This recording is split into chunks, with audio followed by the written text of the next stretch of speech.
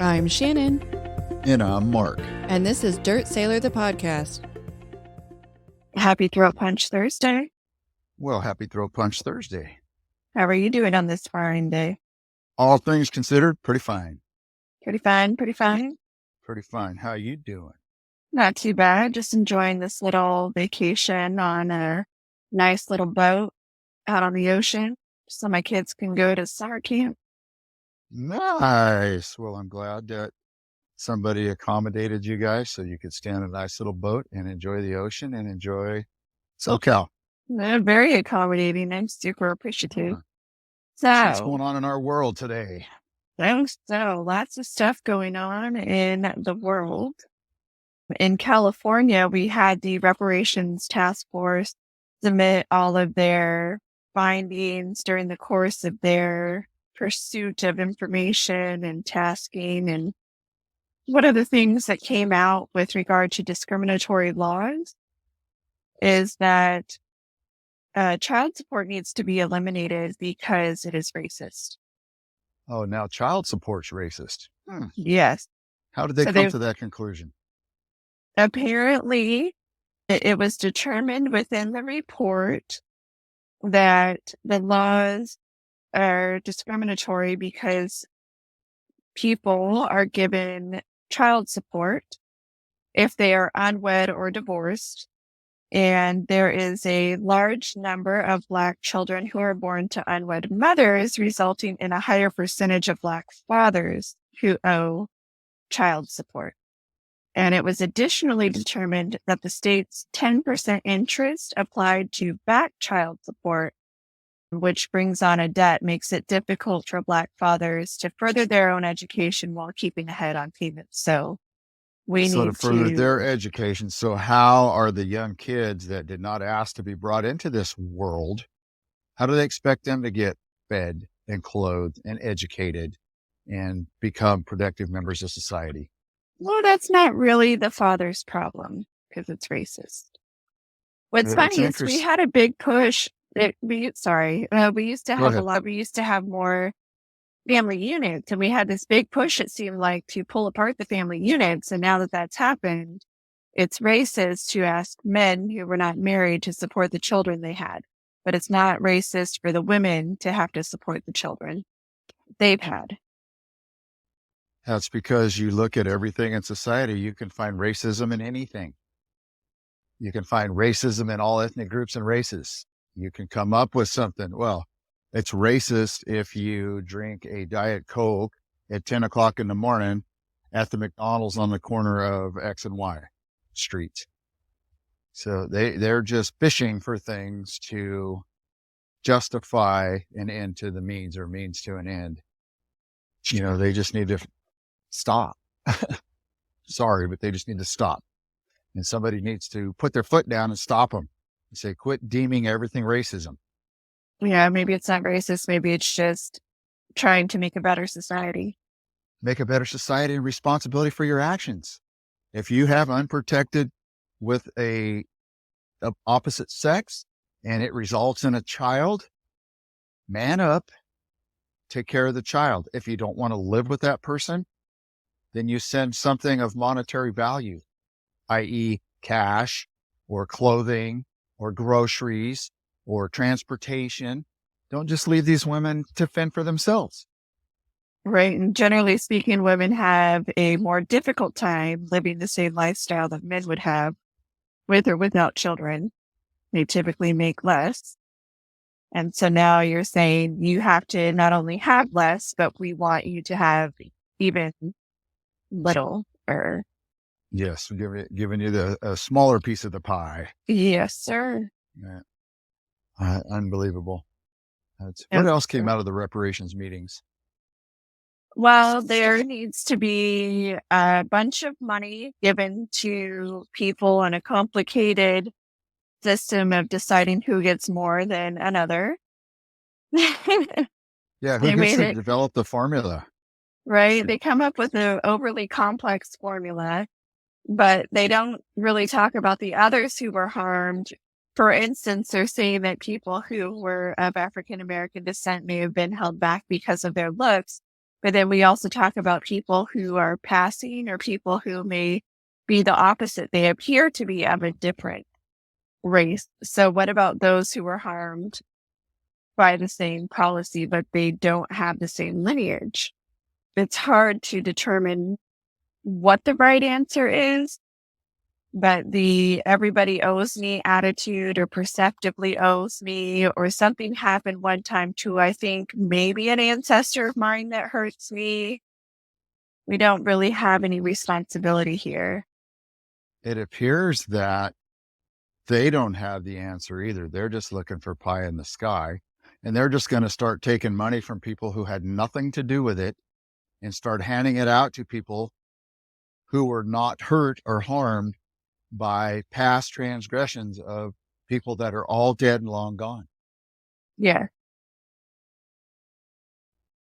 Yes, Interesting sir. that I heard a news commentator talking about racism and slavery and how there's more slavery across Africa right now than there ever was by European countries and by anyone in America owning slaves. And they tend to not want to look at that. They want to look at what could have happened here and open old wounds.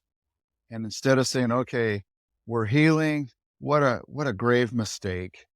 Here we'll do loans, we'll get free education to certain groups if you can figure out which ones were affected, and we move on. We don't ask somebody to pay $1.2 million or whatever that final number is to people who didn't have anything to do with it.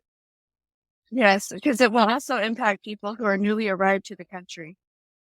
People who are newly arrived, and you can have individuals who say come here on a student visa or come here as a family member who get immigration status through their family, and they will turn around, get a job, start paying taxes, and they're paying for reparations for something they were never a part of, have Yes. no history in.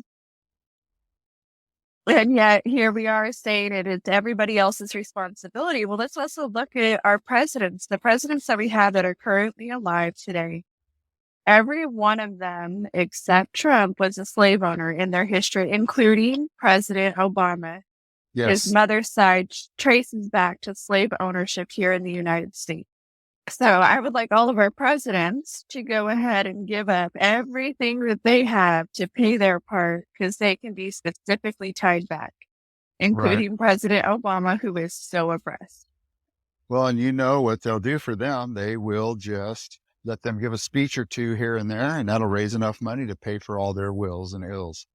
Yeah, because he's oppressed going to, as we talked about last week, to go to Greece and hang out with A-list celebrities, and he's oppressed in all of his homes and his multi-million dollars and all of his properties and his book deals and his flying around and all of his millionaire, billionaire friends. He is so oppressed Yes. that he and Michelle have to talk about it every chance that they get.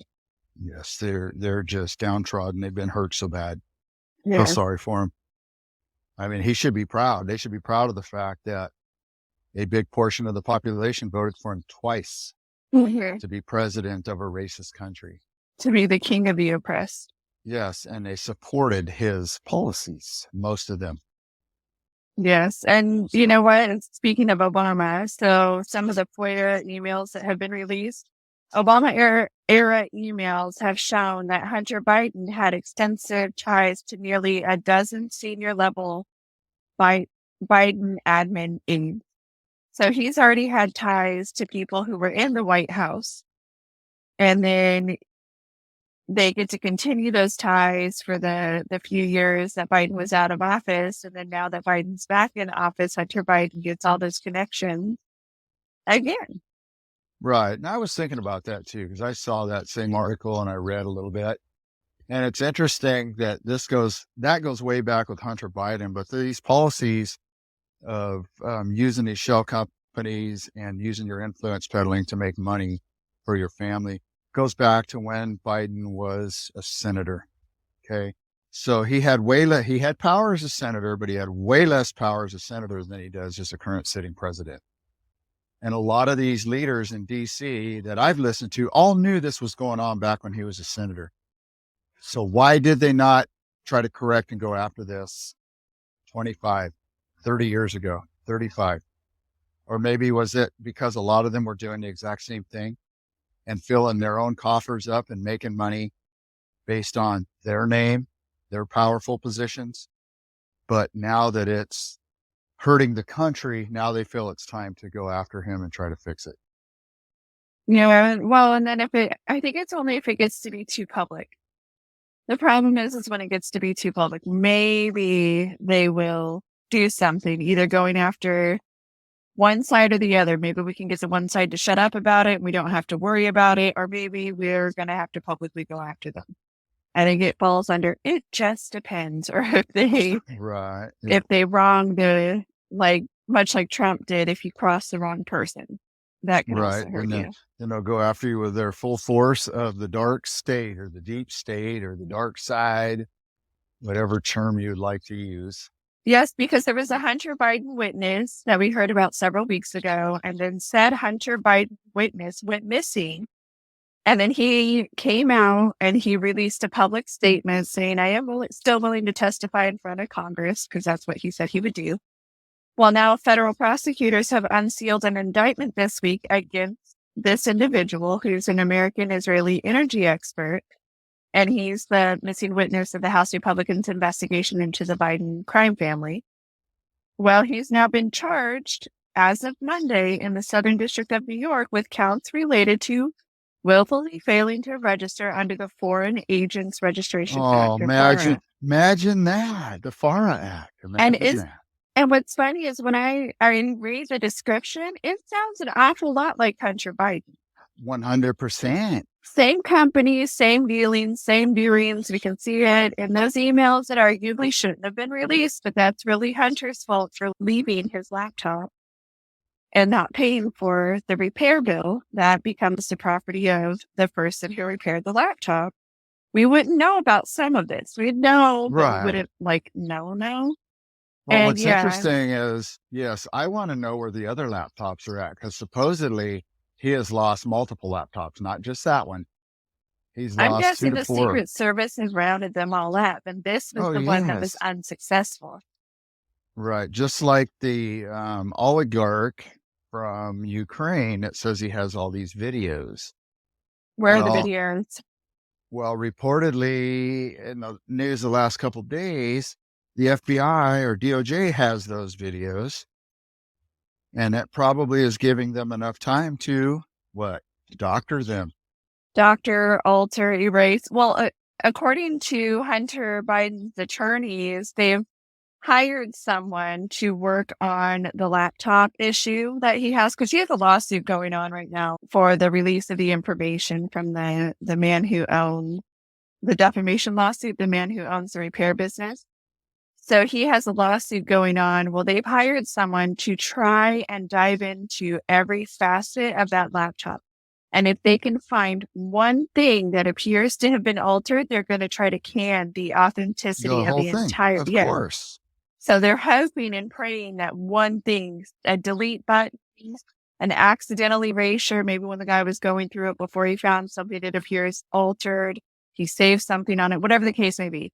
They are going to use that to say that Hunter Biden was right the whole time, even though, well, of course, but he's not. Even though we have the documentation from the Department of Justice, from the banks, that there was a lot of unsavory stuff going on, and that there's multiple shell companies, as they call them, or LLCs, that somebody who does not have a position, has never been trained in that field, put millions of dollars into one account, and then it bounced to another, then it bounced to 20, potentially 20 accounts, and then got moved out of there and went to his family members, even grandkids, the ones that he claims are his. Right. It's one of Biden's 6 that he doesn't have. Right.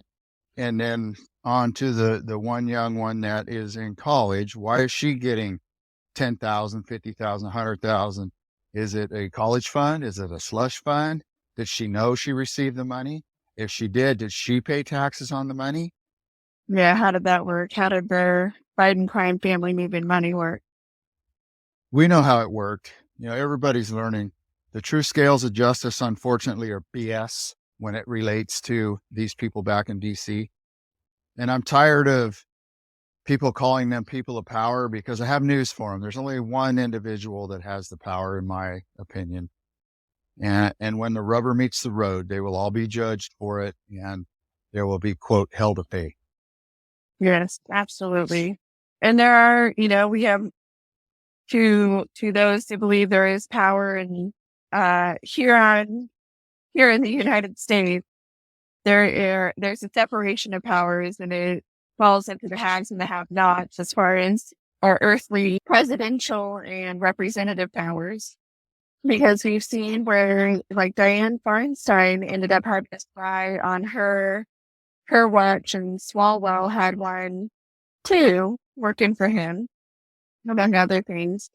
And the FBI, while investigating, decided to tell the people under investigation that they're being investigated, so that way they could stop the investigation and they could step away from it. And the same thing happens to Biden, right? They're investigating Biden, and they get the permission to step away from it. Now, Hunter Biden, it got big enough that they decided to make a show, and the show was no crime, or some crime, no time, accidental. Right. Poor man. He had a drug problem. It wasn't really his fault, even though other people with drug problems go to prison all the time. Right. And that's what But- makes things look bad and racist is, guess what? A majority of them are people of color. Absolutely. Absolutely. It's a bunch of hooey Louie. It certainly is. I don't like it. It shouldn't happen. But I believe now that this has been taking place in this country since its founding. All of the stuff behind the scenes. All the stuff behind the scenes. You have too many people that can get away with too much stuff. And now you have folks like Feinstein, Pelosi, Boxer, Schumer, our Republicans from Utah that are lifetime senators and congressmen. Well, if you look at a true representative republic, in my humble opinion, they should not be lifetime terms. And I know you and I have talked multiple times about term limits, but until somebody comes up with a plan that term limits these people to where you take the power away from them, you take the power away from the lobby, we're just going to have this vicious cycle, the same thing over and over and over. Yeah, we are. And we will see all of these individuals. For instance, one person that you pointed to was Barbara Boxer. She served from 1983 until 1993 as a congressional representative for the 6th District before becoming California's senator. And then she was there from 93 to 2017. And we see Right. all these long-held people. We see an 87 to present for Nancy Pelosi. We see all of these decades-long people who get away with something the common person can't even fathom. In Right. some cases. And it's funny you say that, because there was some little news clip of Nancy Pelosi basically warning or threatening the current Speaker of the House. And I haven't watched it yet, so I'll have to watch it, interpret, understand, and then get back to everybody. But who is she? One of the most corrupt Congress women or people that this country's ever seen. Let's see, stock options and her husband trading like right before things happen. Yes. And how So- many of them do we hear do that? I mean, she's a huge offender that we can see, because there's even Right. Twitter accounts devoted to like posting what he does. So people try to trade like him, and they just Right. all happen to coincide with a big name, dropping in Congress, something going positive or negative, and either they sell so they don't lose as much, or they buy so they win more. Right. And they sell short, they short stock all the time. When there's a regulatory thing that's coming forward, they conveniently sell off a few thousand shares, or they buy a few thousand shares. They're always in the right place at the right time. And I believe in luck and timing, because that's what stock trading is. I personally think 75% luck, 15% actual, or maybe 60-40.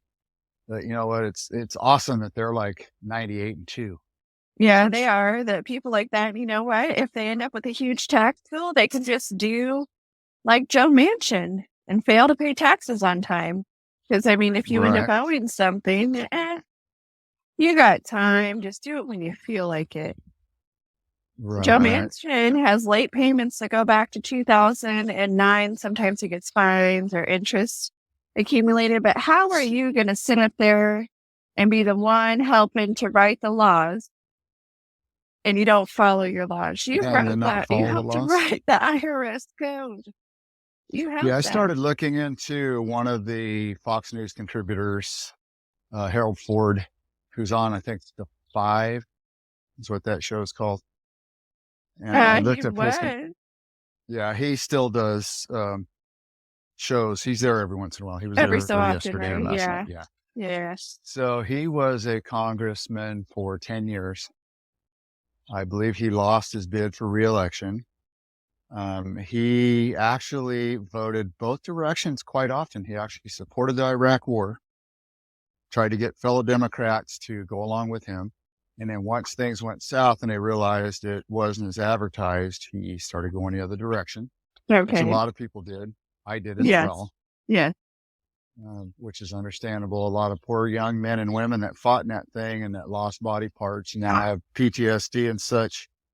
But yeah, they have PTSD. And you know what? They probably have a different outlook on the war now as well. So they're very proud to have served, to support their country, but I'm sure that's not the war they wanted to support now. Yeah. Now that we can see some of the stuff and it wasn't as advertised. Well, yeah, and it's interesting if you dive into it all. I know what that war was about, at least in my humble opinion. That one was retribution for Saddam threatening a former president, which was Bush the Younger's dad. Yeah. Herbert Walker. Yeah, right. So that was what that was all about, was retaliation, I believe. And I believe that strongly because it appears that even though they be in leadership in DC, on its face support our troops. When the rubber meets the road, do they really? Because then you look at all the VA issues, you look at all of the stuff with military folks trying to get help and all the roadblocks they run into. And I think it's more about the military industrial complex, just like we're doing in the Ukraine right now. And that's not my words. That's words of expert pundits that are making these statements, that this is nothing more than a border dispute, that the U.S. knows that Ukraine's losing, but the military industrial complex is demanding right now that they continue to pump weapons in so they can make what? Money. Yes, because Money, those money, defense contractors got to keep lining their pockets. The defense Yes, contractors are making buku dollars because we don't have American soldiers. We don't have American Right. soldiers physically making munitions, making, any part piece that they're going to end up using. No, they don't make the guns. They don't make the bullets. They don't make the tanks. They don't make. So what are we doing right now? We are sending our stores over to Ukraine. So what does that mean? We got to keep the United States in a fighting position should we need it. So then on the backside, we're ordering all the new stuff for ourselves. And so even though we're only authorized to send so much money at a time in weapons, what do? They keep downgrading the cost of the weapons so they can keep shipping more over there. Oh, the Pentagon miscalculated by double, triple, quadruple digits a unit. So therefore, we now have more we can send. And then a defense contractor is going to be able to make more. They're going to say, okay, this company who makes this will take all of it what needs to be refilled. So that's who's making the money. So there is someone making money. Someone's making all about the money. And we could, and I've heard this from others, we could demand that war stop tomorrow if we wanted to. Congress just has to say no. Yes, one of the, I don't know if he's a general that's retired, but his thought process as far as deaths with Ukrainian soldiers, he says the number's around 300,000. That they're fudging the numbers. I don't know how to verify how many of them have died, but if that many Ukrainians have died and we're doing this all in the name of cash and it's nothing more than a border dispute and hey, let's get them in NATO, that's exactly what that communist leader in Russia does not want. He does not want NATO on his doorstep. Oh, right. And that's one of the things Ukraine has asked is to join NATO. And so then it's what's going to happen. Right. And Zelensky was even a little hot-headed today and barked at a NATO leader saying that they're not making a decision fast enough. Well, if they make a decision to bring them into NATO, that means that then NATO troops will be drawn into this conflict. Yes. I think And that do we you can want stop, that? do a ceasefire, see what's going on here, think about this, and regroup. But as long as you have people that are driven by nothing but cash flow, things will never change. And let's just presume we do get drawn in. Let's just go with if they join NATO or if the United States actually plays a bigger portion in the war where we send troops over. Now, we have people right now that are supposed to be giving advice and telling them how to use some of the weapons that we've sent. Right, advisors, but, yes. Yeah, we have the advisors out there, but that has not been escalated to us technically having boots on the ground or us operating the equipment that we put on the ground, right? But what is the United States going to do if we do get drawn in to yet another war? Right now, we have our branches of the military that can't fill the number of sailors they need, the number of soldiers they need, the number of Marines. You cannot meet recruiting goals. We cannot even fill the military position. And we have a Navy boss who decides, an admiral who says, okay, well, since the recruiters can't recruit enough people, they'll just have to work 6 days a week recruiting. Like, you have a tough sell to the American public to join the military when right now, I don't know that I would join this military. Not just for, being kind of left behind as a veteran and having to seek care and having issues there. But did you know, and I can't remember if we talked about it on the podcast last week, but did you know you cannot join the Navy if you have braces? Yes, I did know that. We talked about that last week. Okay, so if you can't join the Navy because you have braces, you're not meeting your recruiting goals, but you are out there saying, if you want to transition your gender, please come to the military. You get through boot camp, you start your transition, you can't deploy. It's going to be over a year before you made your transition. So you're basically going to have desk duty. You can't go to the middle of Ukraine and help fight or anywhere else that is needed. So what are we doing? We have no readiness. We can't convince people to join. We're leaving them behind on the backside when they do come home. Who wants to join them? Well, that would be because, as you have eloquently said before, representative republics only last approximately 200 to 300 years, and then they start chewing themselves up and they go away. And we may be approaching that point. Well, it's interesting that we can see it right before our eyes, and you hear that phrase that history repeats itself or is doomed to repeat itself. And we're getting into a cycle where we're doing the same thing cyclical over and over and over, and we're eating ourselves up, and we see it, yet we're not stopping it. So, and one of the cyclical things, apparently, I believe it was on Joe Rogan's podcast, he was talking about it with a more learned individual. But at the point where gender becomes the focal point and you have all of these issues surrounding gender and who's what gender and stuff like that, apparently that's also cyclical. And other countries have imploded and other great regimes have imploded because of gender ideology. Yes, that's that hasta la vista, baby. So, with our current issues in that realm, I would say, unfortunately, I'm not sure that we can recover from this. I don't know who we're going to become. I don't know if we're going to go back to Mother England. I don't know if another country is going to step in, but I'm not sure who we're going to be. We're probably going to be seeing waves and waves and waves and waves of them at some point in time. And in our new language will probably be Cantonese. It might be. Probably Mandarin. That's a or bigger.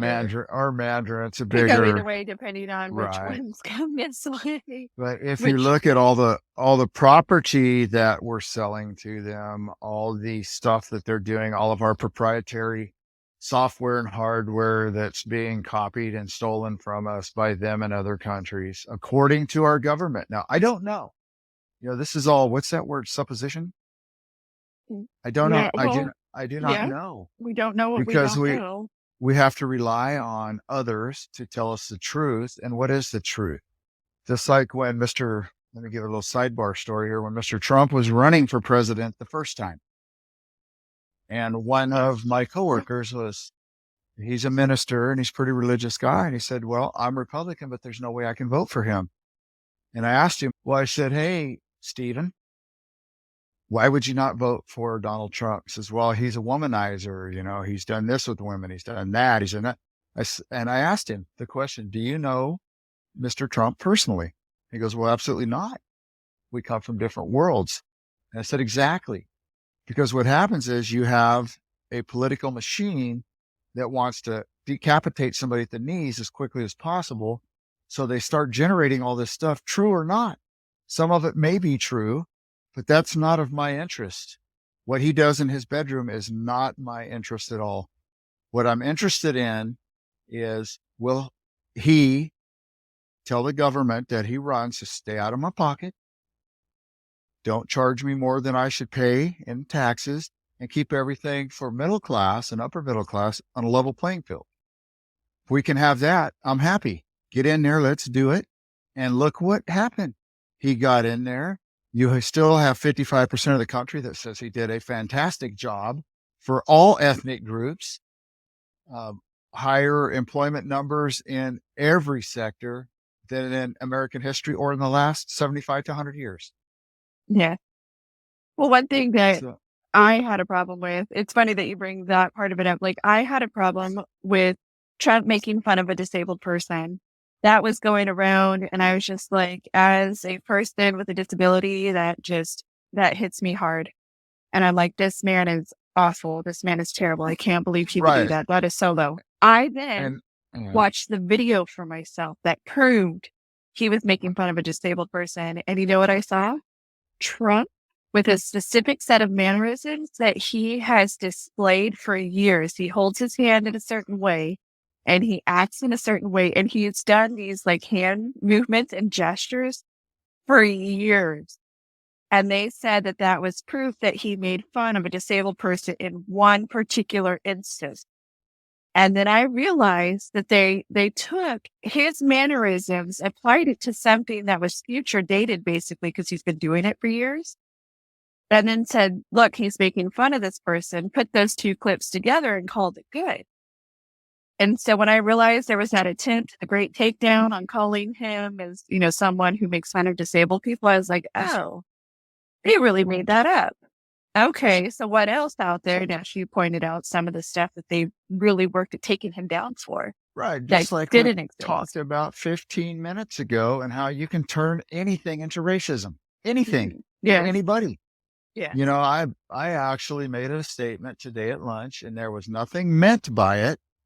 I walked out of one of our hallways into the back lunch area outside, and I was in the middle of exercising because I work out every day at lunch. And I looked at all the youngsters at the table. And I said, man, I have to work my tail off to keep up with you youngsters. And there's two of them there that are quite a bit older than the others, and not quite a bit. They are older than the others. And I should have left it at that, but I looked at one of them. I said, yes, and even you, so-and-so, I have to work hard to keep up with you as well, youngster. Even though she's probably closer to my age. And I got a look like, hey, idiot. Yeah. Like, that's not what I meant. It's not how I meant Yeah. this. It was all meant as a compliment that I have to work very hard at 60 years old to keep up with you young people.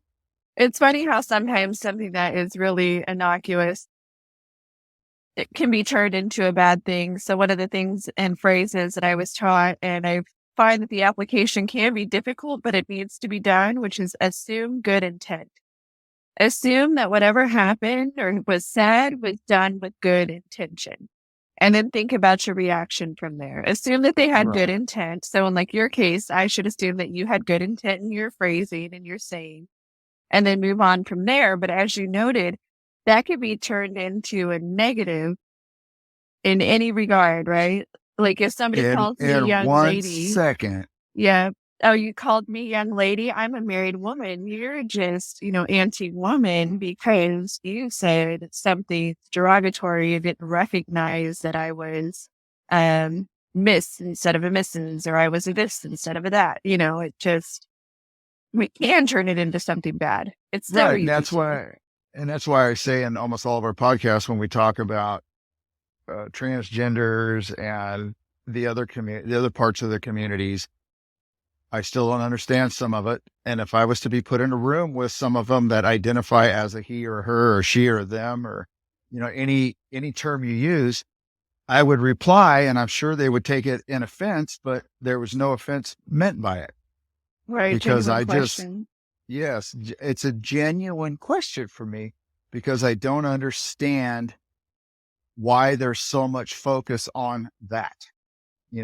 It's hard enough that we have to get up every day, prep ourselves to go to work or to school or maintain your children at home, whatever your case is. And the labors of day and, the stuff you have to pay in groceries and taxes and fuel and all that, that demands a lot all in itself. Then to expend so much energy, say, man, I want to do this. And you called me that. I don't understand why there's so much spent on that. Yeah, we do seem to spend an awful lot on areas that seem of like the actual area seems of less importance, and then the Right. areas that feel more important, we don't. And there's never any disrespect meant by me, or I know a lot of others. A lot of us just have trouble processing the whole thing and trying to wrap our hands around that space and figure out, well, why are you wanting to identify like this? Or why are you doing that? I'd like to learn. I'd like to know, not just a blanket answer because. Yeah, and like for me, it's even setting that aside. Okay, but I still believe that women should be allowed to have their own space. So space meaning women's sports as one big one, women's locker room in spas having women's locker rooms. And then you have men who may identify and say that they have now become women, but my opinion is that no dice. If you have all of the body parts of a man, you don't get to come in front of women and children and say, you have to see me naked because I identify this body as a woman's body. No. And then also like physicality, as we've discussed, you have a physical advantage as a male going through puberty against females. You can grab, the top male in a sport and the top female in the same sport, and the man is 99.99% of the time going to win hands down. As Well, was that's why noted, we generally only have co-ed sports in recreational leagues. right, they are rec leagues. And even in the co-ed rec league, rules are different. The number of women you have to have on the team in order to make it equal. You can't just put one woman on the team and then somebody else have half men, half women. It's still not going to be equal. Your power hitters, if you're talking softball, are going to be mostly men. Women can hit that ball too, but for the most part, your men are going to outpower your women. Yes, we talked about that. And that's why a woman's softball field is generally about 180 to 210 feet Yep. from home plate to the back of the outfield. And guys are generally 300 plus. And your pitchers are closer or farther. Your bases are different. You have different rules for different people. And it was noted in front of Congress that Serena and Venus Williams, when they were number one in women tennis, they got beat by a man who was ranked 200 and something. And that Yes. is not a knock to Venus and Serena. They're No, because they're amazing. great. Yeah, they're amazing Yeah. tennis players. Absolutely. So that just shows you how different And I'm proud to call them fellow Americans. Absolutely. we are as men and women. Like we are. Yes. Yes. Hey, I guess that then the country, that's our term, our country's in cognitive decline. Are not just our president. Not just our president, our country's in cognitive decline. Yep. It would appear so. Yes. Well, you It still would. have about 30% of the population that still wants to vote for the man and believes he can do the job. And Yeah, he seems to think he that he couldn't do the can. job.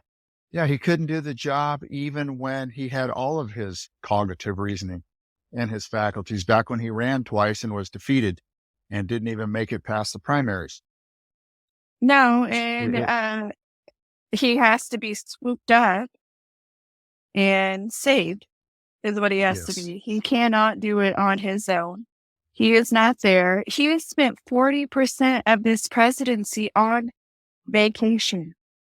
And I want to Vacation do because he that. can't do it. I want to do that. I want to spend the next 80% of my last year or two of working on vacation. Yeah, except can you imagine you get paid $400,000 a year, right? That's what a president makes, $400,000 a year. And then every so often you can go dine with heads of state, do a little bit of work, say hi to really cool people, go to some really cool places, jank on a really nice jet, take a nap in the air, whatever you want to do. But 40% of your time, you also get private aircraft to go home, sleep at the beach, lay on the beach, hang out with the only 6 grandchildren you actually admit to having. And in your case, hopefully you say it's 4 because I'm going to get worried. Well, then, when you start. then you have your drug addicted son go out and muster up money for you. Right. It's because you got to make sure that you're covered on the backside with all those private flights and the beach house that you have, but you can't have your drug addicted son dropping cocaine in the White House that gets you caught out.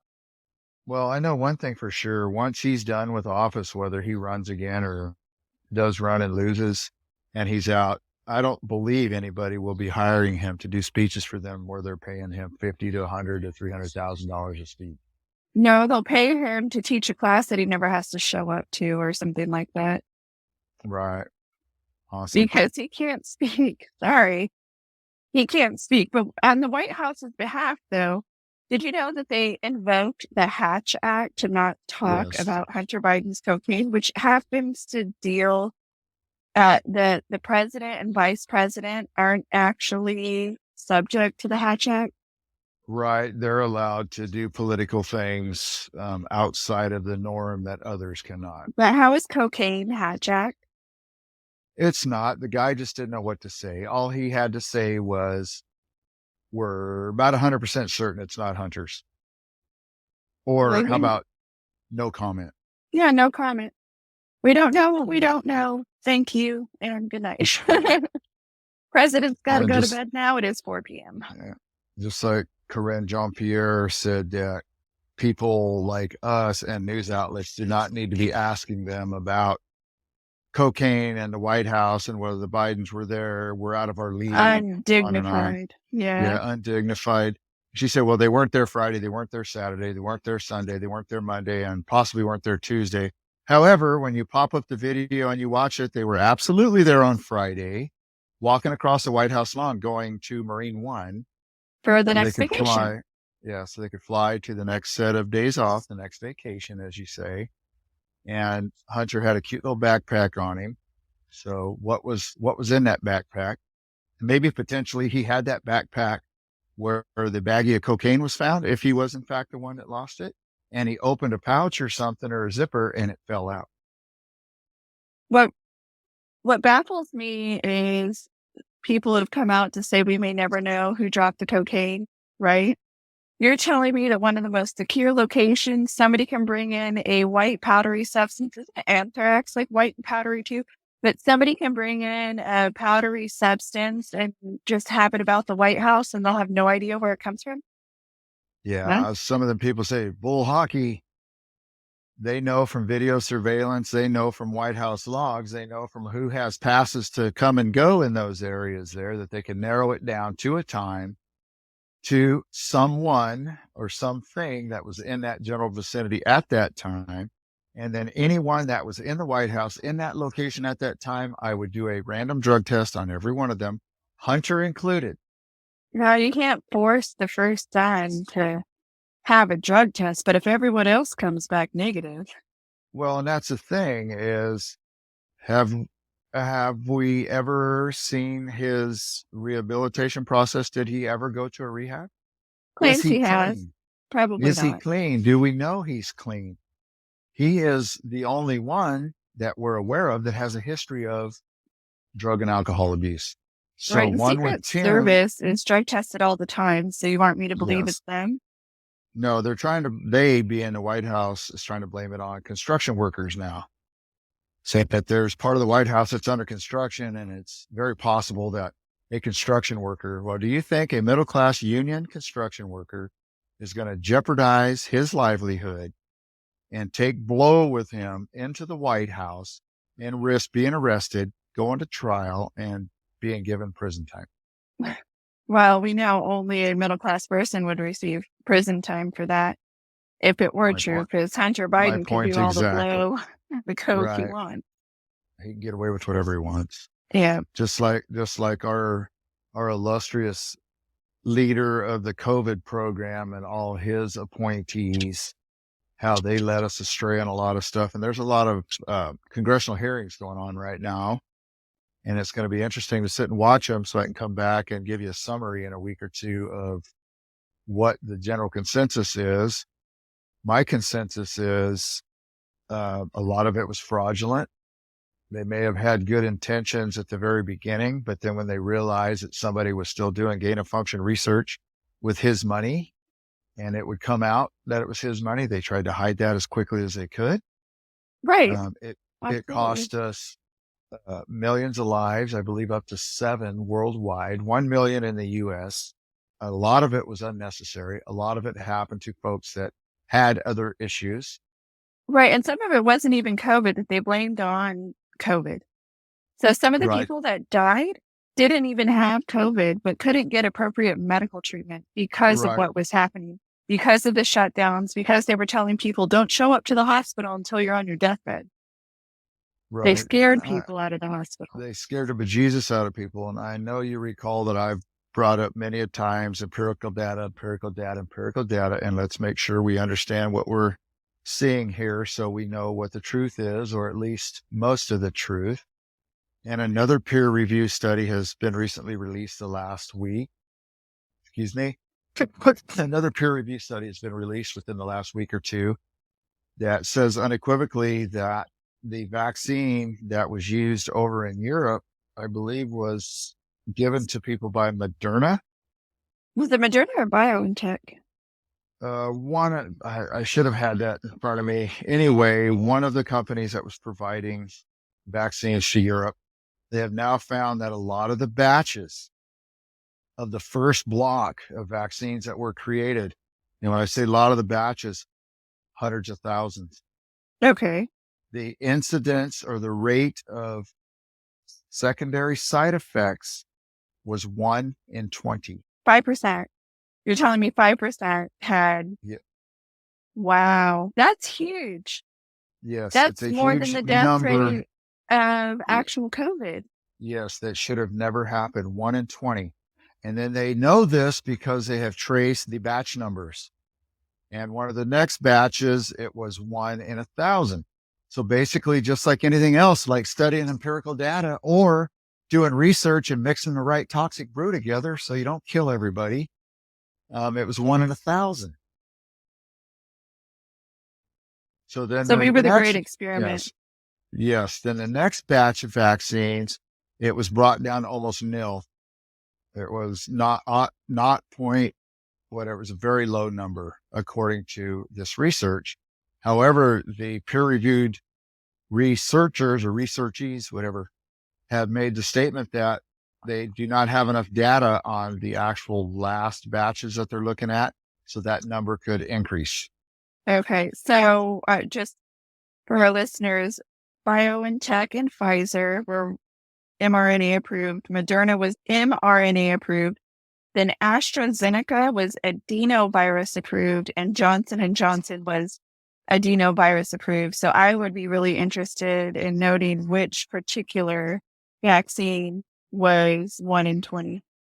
Right. If you go to my favorite doctor in Europe and you pull up his YouTube channel, you go back 4 days, I believe it's 4 days now, you can look at the entire study, and he has links to every part of the study. So you can actually see that it's another factual study. And it was put out, I believe, by, I want to say, researchers in Sweden or Denmark. It might be Denmark. Okay. It's a very good peer-reviewed study. And like I've been saying all along, somehow, some way, if, people start turning to zombies down the road, or, more incidents of heart issues and major diabetes and other maladies start happening, it'll all get blamed on Trump. 100%. Operation blah, blah, blah. Warp speed. Yes, warp speed was his fault. They shouldn't have done it so fast. We blame him. The experts will try to blame it on Trump, I'm sure. Everything's his fault. Well, it is. And even though it's come out just what Trump couldn't do, he didn't have a choice on Fauci being there. He didn't have a choice on the decisions Fauci made. And while he may have said ramp up and we got to focus and we really got to get this done, they also told him it wasn't possible. They also told him it can't be done. Right. But then we find out that they've been researching these very vaccines for many years. So Johnson & Johnson, for me, was a prime example of doing something that we've done before, but narrowing our focus to the coronavirus versus having these mRNAs, which mass producing and getting them into people was not well tested.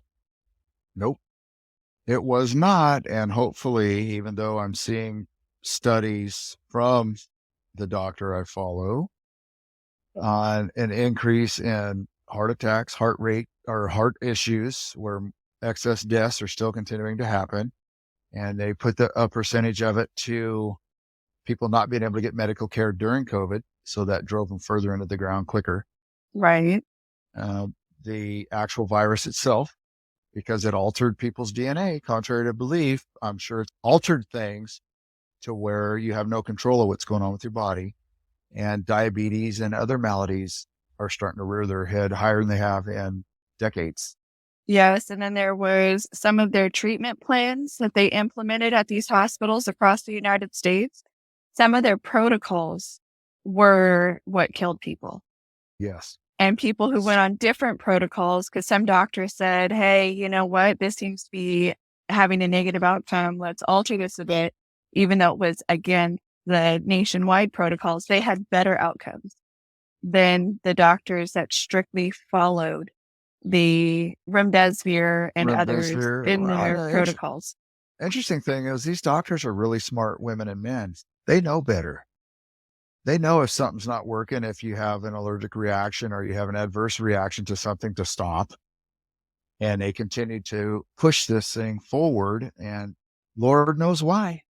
Right. Why this? Why now? What was the intent? What was their ultimate end game? Yeah.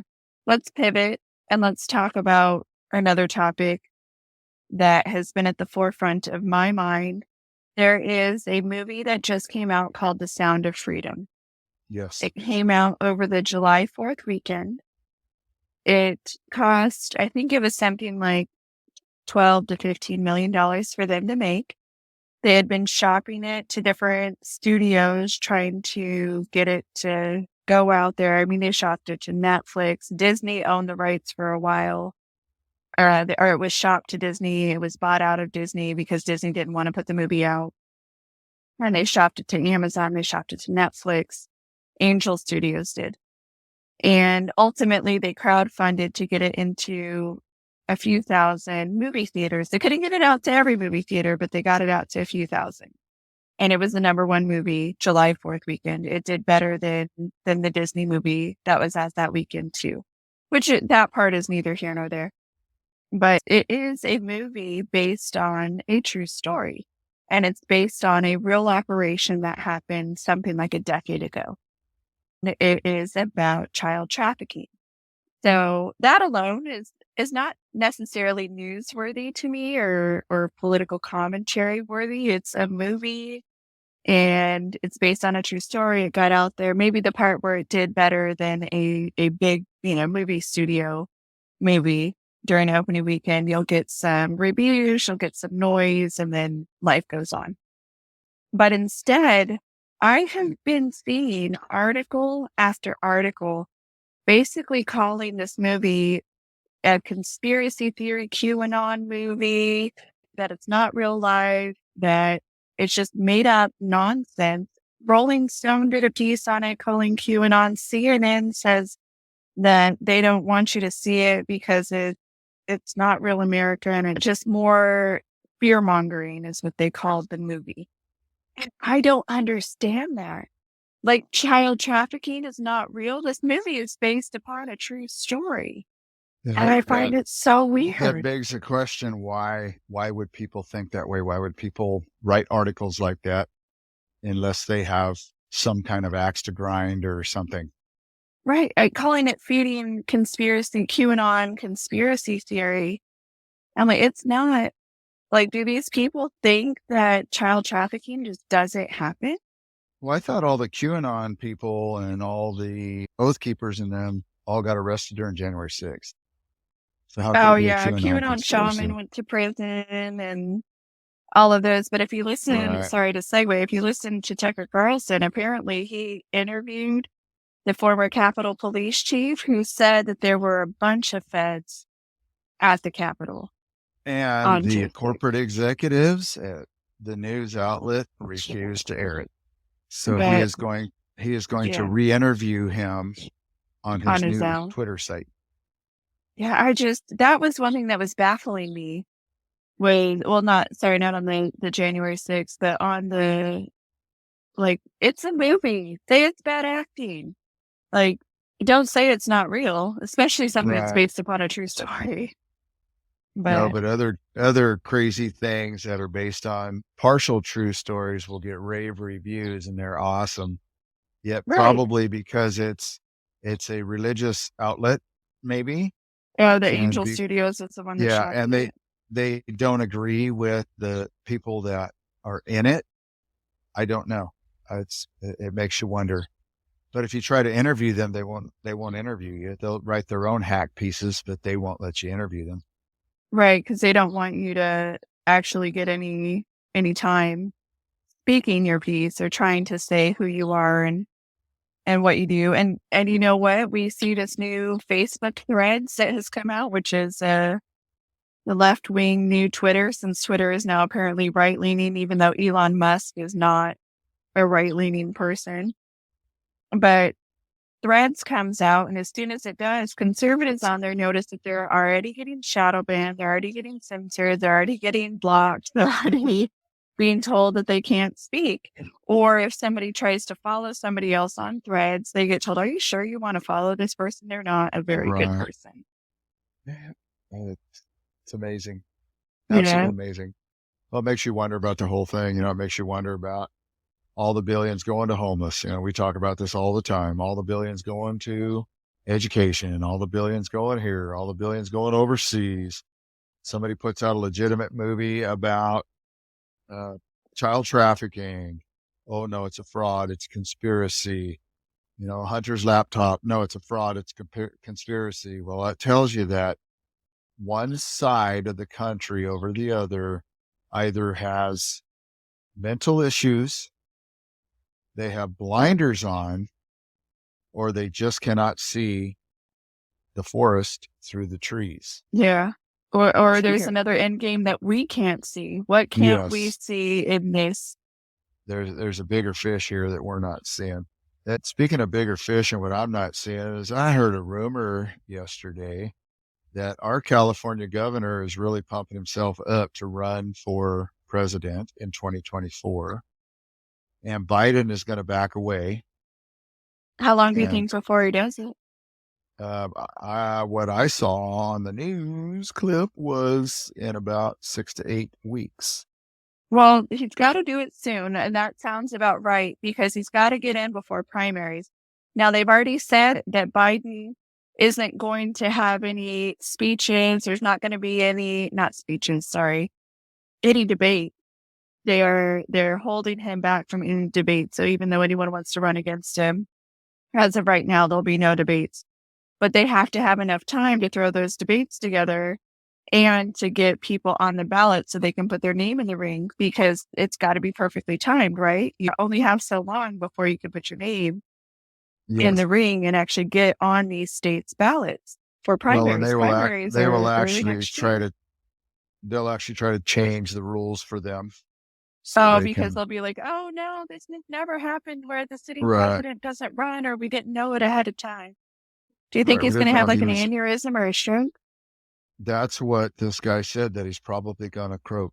I don't know that. I don't know that. Me, guys. Anyone listening? Yeah, it's not me either. Yeah.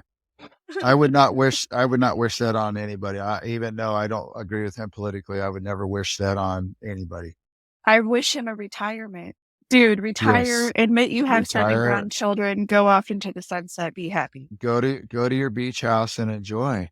Yeah. Well, this same individual also made the statement that his running mate will be Michelle Obama, and that it's an unstoppable force and they will win hands down. I think Michelle Obama would, but she should be the president. Why would Michelle Obama be second to Newsom? I'm just saying, me personally. Right. And I would want to see that because of Aunt Nancy, probably. But she still holds that. Well, she probably still holds some kind of power, some sort of leadership in their back dealings. Right. And why would you want, though? Here's what I was going to get at. I say 50% of the population still leans one way. Why would you want someone running the entire country that can't even run this state that we live in? Just like the rest of the country, the state is an absolute mess. And he is the sole proprietor of the mess that we're currently in. He comes from San Francisco. He was the mayor of San Francisco, if my history serves me correct. Yes. He has had these major leftist ideals for his lifetime. And in San Francisco, he did his piece. He gets up into the governorship and he still pushes these same homeless programs that he's pushed before. He pushes all of the leftist ideals. And where has that landed us?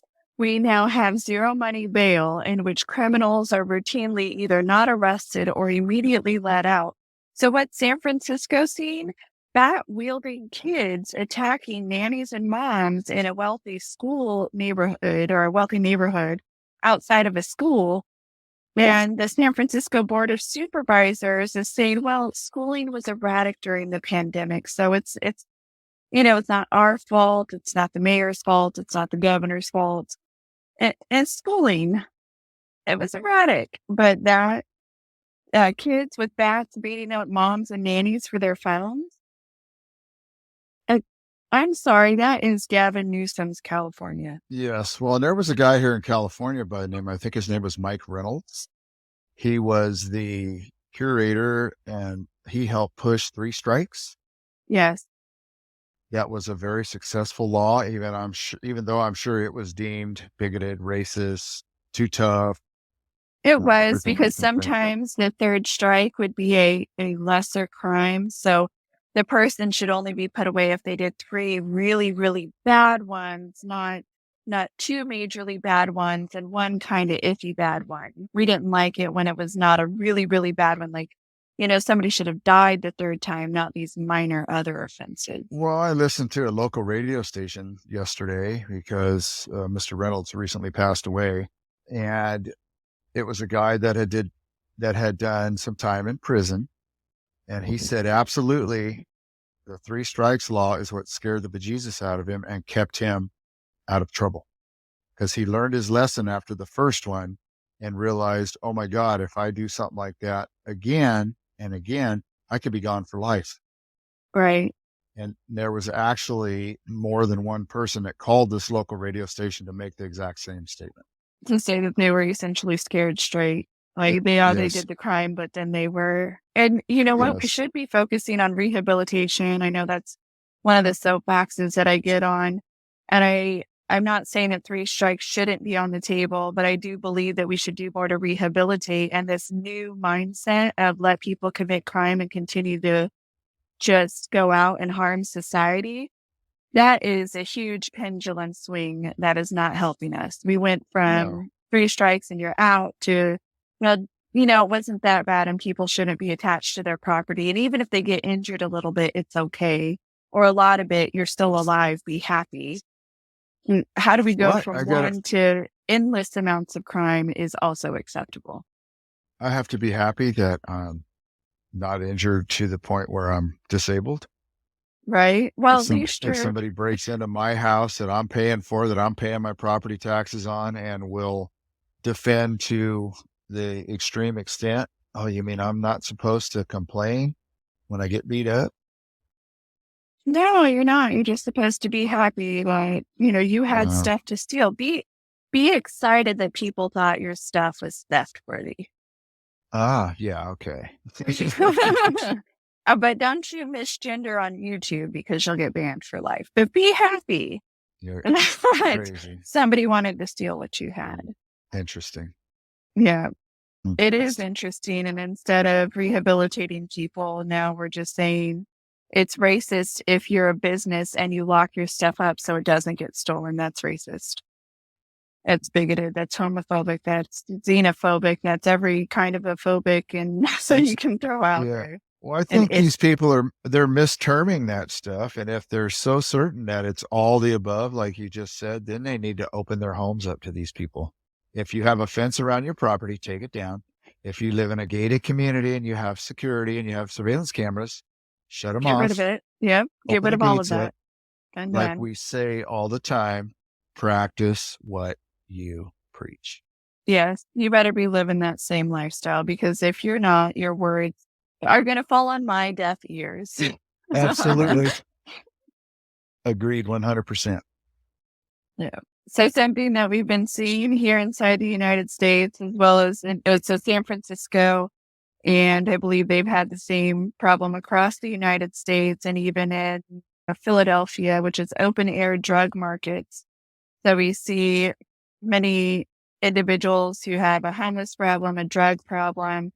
People have to walk around, try to walk through their communities, and we're not seeing our government even remotely assist. People are making money off of it and they're putting money towards it, but somehow we don't see any positive change, anyone getting any real help or these crises going away. But on our border, we see more drugs still getting through. We see more people, even people on the terror watch list, getting through in this Biden border, nonsense that's happening. We see all of this. And then we see, as we just talked about, the crime happening, people stealing.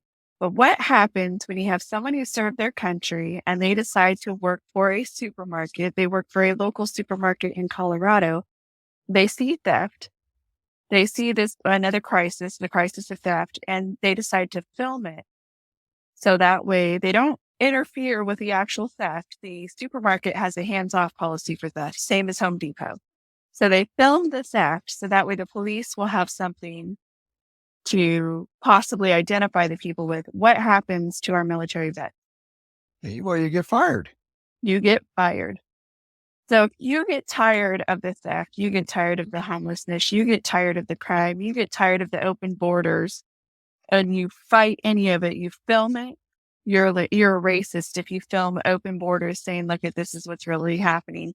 You are a problem for your employer if you film this act and show that it's actually happening. So we have a military veteran who is fired for filming shoplifters. Damn because bigot. they have a hands-off policy at this Colorado supermarket. Darn bigot. Yeah. How dare him? It's amazing. How dare he do that? How dare he? How dare he? Well, and then if you talk about it, if anyone dares to talk about the things that are really happening inside the United States, you have a government who works with social media to censor any posts and take them down. Tucker Carlson was censored for the U.S. government under Biden not liking what he had to say. And you have current American public, who includes news media, getting censored if they say something against a particular topic the government doesn't like. The FBI reaches out to social media to, on behalf of Ukraine, to stop this. So we're not allowed to say what's in front of our own eyes, our own lived life circumstances. You can't let other people know you have these lived life circumstances, or your government, even lowly people, from the news media to lowly people, they will shut you down. So what's our next move? And where this goes into is also Trump. Trump gets censored. Anyone who talks about Trump gets censored. He wants to run for president. He's polling really high across the board. But if they're allowed to censor everything that's being talked about, no matter the topic, from homelessness to immigration to crime, can he actually stand a chance at winning? Well, it depends on if the voting machines are altered, but that never happens. It depends on rides to the polling places and how many times they open and close and shut down during the day. Yes, he could potentially win. I mean, I don't know which direction I'm going to go for the 2024 election. I'm just uncertain because I want to sure win. I don't want to go through this as now an elder statesman for another 4 years. And I don't mean if Trump wins. I think if he could relive what he did the first 4 years under all the scrutiny he was under and all the badgering and all the lies and stuff, he still did a fantastic job, if he could duplicate that or not. But I don't want a Gavin Newsom. I don't want a Michelle Obama. I don't want another Barack Obama, which it appears that he's actually the one pulling the strings right now for his third term. Biden being his third term. Yeah, absolutely. Yes, and he's actually made that statement on multiple occasions. I'm not just saying that to say it. He actually said it. I want somebody who's going to stay out of our pocketbook, who's going to get the fuel prices down, because they better open their eyes up. We're not going all electric in 5 or 10 years. It would be a, quote, train wreck. We don't have the mining down. We don't have the technology. We don't have the charging capability. Even if we did, there's just too much that petroleum is used for. And why don't we focus on zero emission petroleum-based vehicles, which is possible? Because smog laws now are such that the particulates coming out of the exhaust system are almost nothing. So then let's just keep making that better. Right. So let's make it better. So it's almost nothing now. So that means because a lot of technology within so many months doubles, right? Yeah. Well, so we can make it better and better. Here's the choice you can make. Think about this logically from all the videos you've seen, and everyone that's gone to lithium mines knows, because that's not fake news. Do you want to go to Anwar and have a bunch of grown women and men and automated machines drilling for oil that supposedly we have 150 years worth of oil up there? And you go to Colorado, supposedly we have 100 years of oil shale there, and increase the technology there? Or do you want to continue to mine in Africa and other countries with children? Mm-hmm. You know, and these people talk about exploiting of children not being a real thing, that is child trafficking up in this movie. Well, have they seen the videos of what happens to these young kids mining this lithium? How many cancers there are? How many deaths?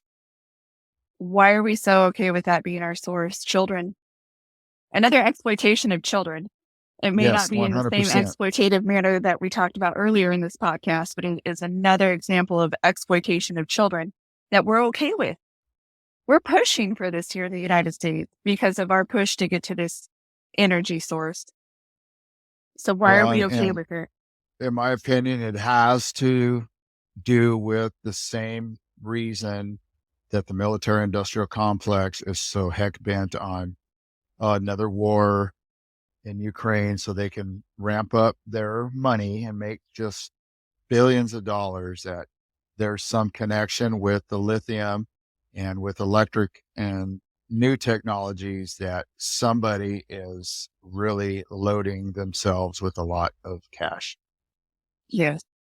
I mean, send any one of them over this. And that's the heartbreaking thing for me, is I watch a lot of YouTube sailing videos, like I say quite often on this channel. And a lot of them are all green.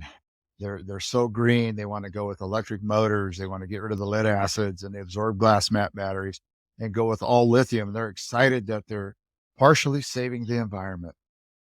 Well, excuse me. Humans, I guess then, in their eyes, are not part of the environment, because there's a big human cost, especially a youth cost, in countries that, quote, are still developing. And we're just killing their population and running them right into the ground, all in the name of being green and saving the earth. Yeah. It's not, fake green, fake saving. Yes. And that's, I'll give you a fake green sidebar story. I know people in the fishing industry in Southern California, where you're at, that larger companies were buying, or they weren't buying, they were taking their engines and transmissions out of their boats and having brand new California compliant engines put in so they could use their old engines as carbon credits. And the carbon credits of the old motors were far outweighing the cost of giving people new engines and having them installed for them. Now, if that isn't a bunch of fake hooey, I don't know what is. Does it save the environment? Nobody knows, because none of us that are in this space right now are going to be around to realize any of it. No, we're not, because we talk about all of this climate change. We have been making the same wrong statements since the 60s, the 70s, the 80s. We just change them as we go along. What's really going to happen in 10, 20, 30, 40 years will be changed along the way, and we won't know the real truth until long after we're dead and gone. Right. And what's going to happen is our little Mother Earth here, which is purportedly billions of years old, and we have only been tracking her weather systems for the last 100 and we'll say, I'll give 150. Okay. Even though we probably haven't been tracking it that long. We don't know what the weather patterns were 100,000 years ago, 50,000 years ago, 1,000,000 years ago. So we may be rolling into an evolution where Mother Earth starts shaking herself. When you see a dog, you give them a bath or they play in the water and then they stand up, and what do? Shake off that excess. Shake all that excess out of them. She may be getting ready to shake her own excess out. We don't have to create some weapon in a lab that'll take out 1%, 0.5% of the population, or if they choose to really ramp it up, 90% of the population. She may be getting ready to do it all on her own. And guess what we're going to be able to do about it? Absolutely nothing. No, you can buy all the carbon credits on eBay or Facebook or Amazon you want. You are going to have no control. Just look at the people when there's a tsunami, when they're standing out in the ocean or right at the beach, when the water recedes for half a mile, then all of a sudden comes back and knocks almost all the buildings over for a mile up the beach. Yeah. She will do whatever she chooses in her own time. And I'm off that soapbox. Go Mother Nature. This has been a podcast produced and edited by the Dirt Sailor Duo. Mark and Shannon are a father-daughter team who both served in the United States Navy. This production is protected by copyright laws. Until next time, anchors away.